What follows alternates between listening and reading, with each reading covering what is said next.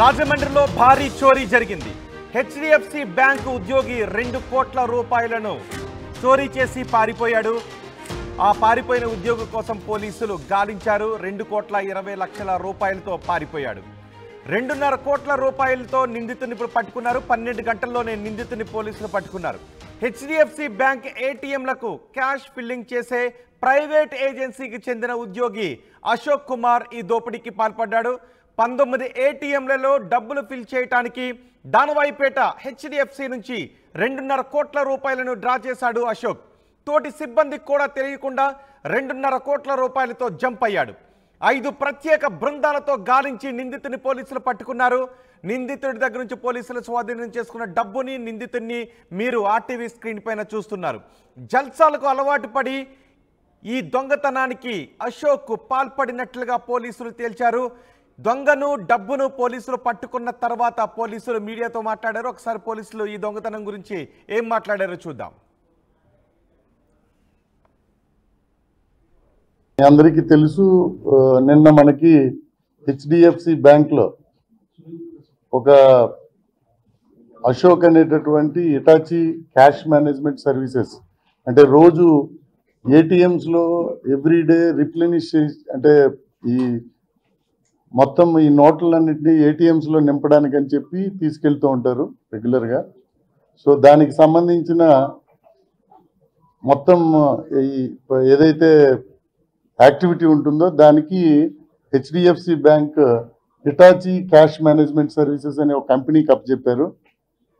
ఆ Hitachi cash management services వాళ్ళు 2 సూపర్వైజర్లు పెడతారు.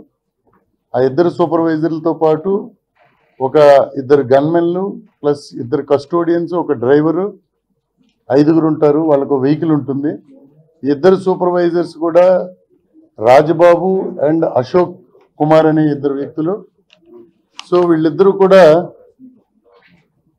రెగ్యులర్గా హెచ్డిఎఫ్సి బ్యాంక్ వెళ్ళి ఏటీఎంస్కి పెట్టాల్సిన క్యాష్ని బ్రాంచ్ మేనేజర్ దగ్గర నుంచి తీసుకొని దాన్ని ఒక రూమ్లో తీసుకెళ్ళిన తర్వాత అక్కడ ఆ ఇటాచీ క్యాష్ మేనేజ్మెంట్ సర్వీస్ సంబంధించిన 2 గన్మెన్స్కి, ఆ కస్టోడియన్స్కి ఎన్ని ఏటీఎంస్ ఉంటాయో అన్నిటికీ డివైడ్ చేసి ఇచ్చేటటువంటి ప్రక్రియ నిరంతరం జరుగుతూ ఉంటుంది.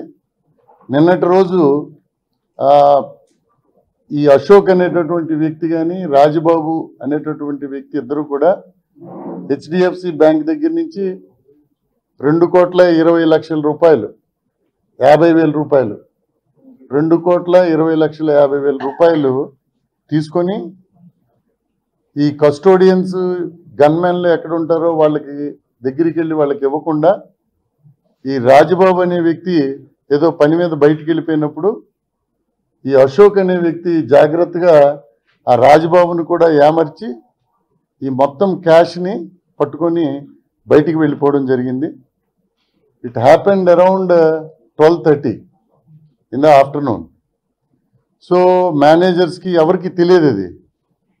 బై 2:30 ఆ టైంలో ఈ 5గురు ఎవరైతే వ్యక్తులు ఉంటారో gunmen, custodian and driver, sir మాకు ఎవరు ఆ 2 రాలేదు, మాకు క్యాష్ ఇవ్వలేదు, మా వెహికల్తో మేము డిస్ట్రిబ్యూట్ చేయడానికి టైం అయిపోతుంది కదా అంటే, దెన్ మేనేజరు వీళ్ళందరూ వెతికినప్పుడు they came to know that ఈ డబ్బులు పట్టుకొని సీసీ కెమెరా చూసేసరికి వెళ్ళిపోయాడు. దెన్ ఇమీడియట్గా మనకి three town police station circle inspector, DSP, జరిగినది దానవాయిపేట బ్రాంచ్ 1 టౌన్లో కాబట్టి 1 టౌన్ సిఐ లీవ్లో ఉన్నారు కాబట్టి 3 టౌన్ సిఐ ఇన్ఛార్జ్ ఉన్నారు. సో ఇమీడియట్ డిఎస్పి తెలిసిన వెంటనే ఇది ఎగ్జాక్ట్గా ఏంటి జరిగింది అనేది వీళ్ళు తెలుసుకొని వెంటనే నాకు చెప్పడం జరిగింది.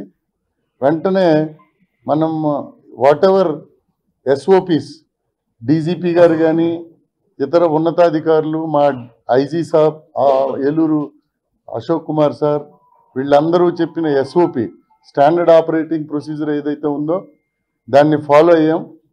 ఫాలో అయిన కారణంగా వెంటనే ఒకదాని తర్వాత ఒకటి ఏం చేయాలి అన్నది it was standardized by DG sir. ఇటీవల కాలంలో మనం కింద స్థాయి ఉన్నటువంటి వ్యక్తులు ఎవరైతే ఆఫీసర్స్ ఉంటారో వీళ్ళందరినీ ఇమీడియట్గా ఒక 5 టీమ్స్ కింద పెట్టి చాలా ఫాస్ట్గా ట్రాక్ చేయగలిగాం. ఇతను ఎలా పోయాడు, ఒక వైట్ కార్లో ఈయన ఈ మొత్తం క్యాష్ని తీసుకొని ఒక దగ్గరికి వెళ్ళిపోయి అక్కడ ఆ మొబైల్ ప్లస్ సెల్ ఫోన్ పారేసి అక్కడి నుంచి మళ్ళీ కారుతో కొత్తపేట వరకు వెళ్ళి అక్కడ కార్ని ఎవరి దగ్గర రెంట్కి తీసుకున్నాడు, ఆ రెంట్కి ఇచ్చిన ఆయన కారు ఇచ్చేసి మళ్ళీ అక్కడ ఒక 2 వీలర్ మీద బయలు, ఇదంతా మాకు తెలియదు. బట్ స్టాండర్డ్ డ్రిల్ అయితే ఏదైతే ఉందో technical evidence as well as physical surveillance తోటి కంప్లీట్గా రోజంతా డ్రైవ్ చేసుకుంటూ వెళ్ళినప్పుడు మాకు మొత్తం వాళ్ళ పేరెంట్స్ దగ్గరికి పంపించాము. వాడికి ఉండే కాంటాక్ట్స్, వాడు రాజమండ్రిలో ఉండే అక్కడైతే రూమ్లో ఉంటాడో ఆ రూమ్కి పంపించాము. అక్కడ ఫుటేజ్లన్నీ తీసుకున్నాము. సో ఓవరాల్గా మనిషిని మేము ఐడెంటిఫై చేయగలిగాము. వాడు ట్రావెల్ చేసే విధానాన్ని ఐడెంటిఫై చేయగలిగాము. వాడు ఇంకే విధంగా ఎక్కడెక్కడ తిరగొచ్చు అనే దాన్ని కూడా ఐడెంటిఫై ఏ ఏరియాలో తిరగొచ్చు ఐడెంటిఫై చేయగలిగాము. With the technical support of our own staff. రాత్రి వర్షం పడతా ఉంది, స్టిల్ మా 5 టీంలు తిరిగి అతన్ని 0 డౌన్ చేసి ఆయన పట్టుకున్న తర్వాత he disclosed that this amount was kept in a apartment in Rajahmundry it self. ఆ వెహికల్స్ వదిలేడు, ఆ సూట్ కేసులన్నీ వదిలేసాడు, వేరే సూట్ కేసు పట్టుకున్నాడు. ఇదంతా చాలా కష్టపడి మా టీంలు రాత్రంతా వ్యయ ప్రయాసాలకు వచ్చి అతన్ని పట్టుకోవడం జరిగింది. సో ₹1 కూడా 2,20,50,000లో ఒక ₹50,000 ఏ కారు అయితే 2 వారాలుగా అద్దెకి తీసుకుని ఉన్నాడో అతనికి ఇచ్చాడు. మిగిలిన ₹2,20,00,000 ఇంటాక్ట్ మనం రికవరీ చేయడం జరిగింది.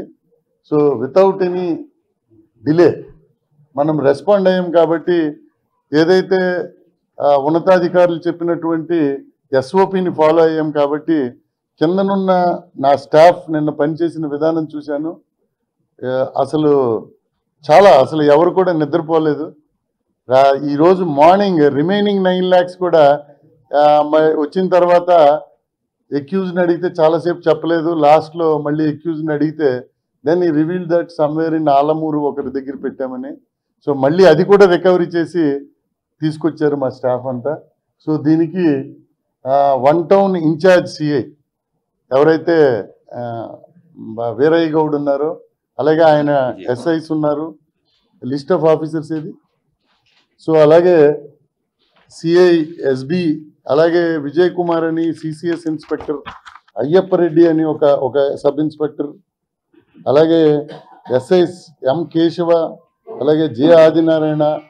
With 5 teams we could get these clues as well as we have identified the accused and we have recovered the entire booty. ₹1 కూడా డీవియేషన్ లేకుండా అంతే తీసుకొచ్చి పెట్టగలిగాము. ఆ 50,000 కూడా కార్ డ్రైవర్ దగ్గర కార్ని ఎలా సీజ్ చేస్తాం కాబట్టి అది కూడా విత్ ఇన్ ఫ్యూ అవర్స్లో వస్తాయి. ఈరోజు ఇదంతటినీ కూడా కోర్టుకి ఇచ్చి అతన్ని అరెస్ట్ చూపిస్తారు.